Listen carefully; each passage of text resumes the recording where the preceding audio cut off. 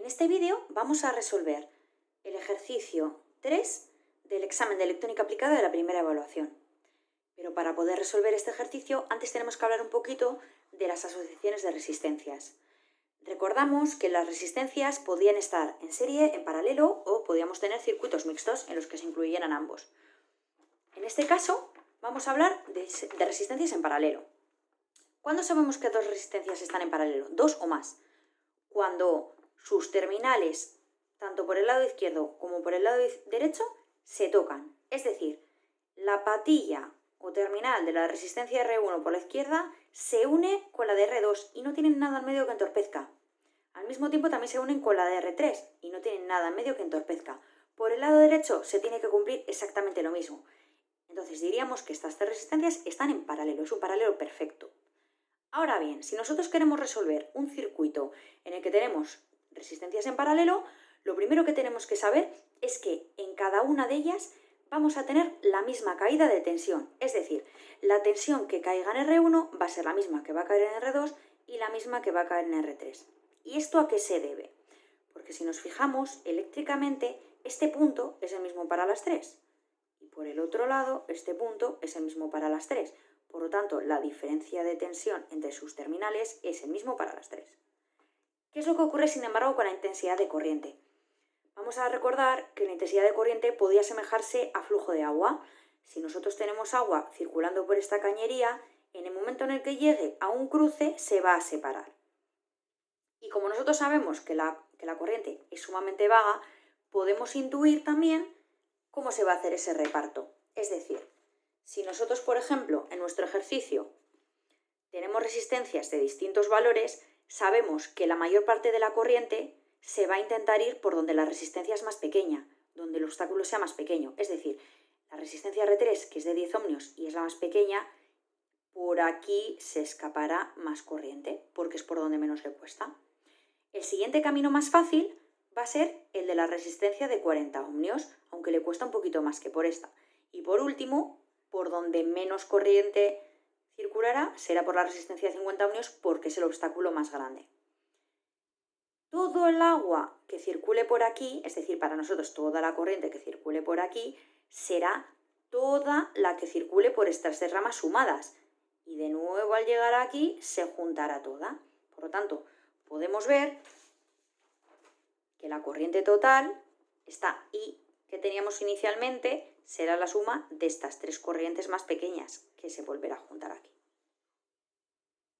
Ahora bien, sabiendo esto, volvemos a nuestro ejercicio. En nuestro ejercicio nos están diciendo que la intensidad de corriente que se ha medido en la resistencia R2, es decir, en la más grande, es de 2 amperios. Vamos a apuntar ese dato que nos va a ser útil.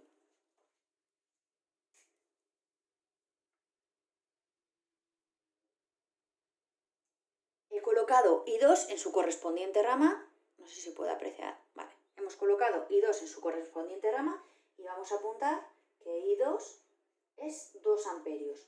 Esto es dato, nos lo dicen en el problema. Ahora bien, ¿qué es lo que nos preguntan? Nos preguntan ¿cuál será la intensidad de corriente por el resto de resistencias, es decir, I1 e I3, así como la tensión y la corriente suministrada por la pila, es decir, la tensión V y la corriente I? ¿Vale? Vamos a apuntar también qué es lo que nos preguntan. Nos preguntan cuáles son I1, I3 y cuáles son V e I grande. Nosotros, si nos fijamos, en la resistencia R2 sabemos dos datos. Por un lado la resistencia y por otro lado la corriente. Y nosotros ya conocemos una fórmula que relaciona esos dos valores, la ley de Ohm. Nosotros sabemos que la tensión es igual a R por I. Vale. Si vamos a la resistencia R2, vamos a poner aquí R2 para saber que hablamos de ella. Nosotros sabemos que la caída de tensión que tengamos en R2, lo vamos a llamar V2, va a ser el valor de la resistencia, que en este caso es 50 ohmios, por la corriente que la atraviesa, que nos han dicho que es de 2 amperios. Por lo tanto, podemos sacar cuál es la tensión que cae en esta rama, que es de 100 voltios. Recordad que las unidades de la tensión o voltaje o diferencia de potencial es voltios. Vale. Ahora bien, como nosotros sabemos que la tensión que tenemos entre estos dos puntos, que son comunes para todas ellas, es de 100 voltios, podemos saber que también en R1 cae en 100 voltios y que también en R3 cae en 100 voltios. Pues vamos a cada una de ellas. En R1, la tensión entre estos dos puntos es de 100 voltios. Su valor de la resistencia es de 40 ohmios, pero desconocemos cuál es la corriente que circula por ella. Es una de las cosas que nos preguntan. Pero lo podemos sacar. Este 40 que teníamos multiplicando pasará dividiendo. Es decir, I1 va a ser 100 partido de 40. Y si hacemos este cálculo, nos da 100 entre 40, nos da 2,5. Ojo, 2,5 amperios, que son las unidades de corriente. 2,5 amperios. Y esta es una de las cosas que nos preguntaban. Hacemos el mismo procedimiento con la resistencia R3. En R3, como los puntos extremos de R3 son los mismos que en las dos anteriores, tenemos la misma tensión. 100 voltios, el valor de la resistencia es de 10 ohmios por la corriente que la atraviesa. Es decir, I3 será 100 partido de 10, que pasa al otro lado. 100 partido de 10 son 10 amperios. ¿Vale? Vemos que lo que habíamos sospechado en un primer momento era real.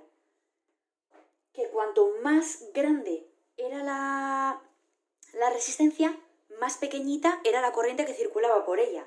Vemos, por ejemplo, que en R3 la corriente es de 10 amperios.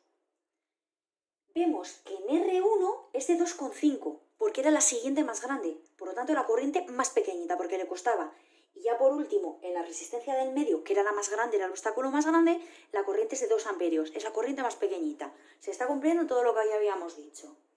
Ahora bien, nos están pidiendo también, y que no se nos olvide, que tenemos que calcular cuál es la tensión en la pila y cuál es la corriente que nos está dando esa pila.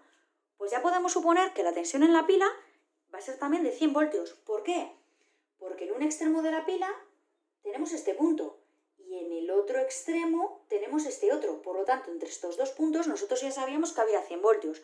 Por lo tanto, la tensión de la pila será de 100 voltios. ¿Y cuál será la corriente? La corriente que nos está dando la pila es esta de aquí. Ya hemos dicho que si viene esta corriente por aquí y se divide, la suma de todas estas corrientes pequeñitas tiene que ser la que venía, porque no sacamos corriente de ningún lado más. Así que podemos calcular que esta I será I1 más I2 más I3. Es decir, I1, que es 2,5 amperios, más I2, que es 2 amperios, más I3, que es 10 amperios. Y esto hace 2,5 más 2, 4,5, 14,5 amperios. Esta sería la última respuesta del problema.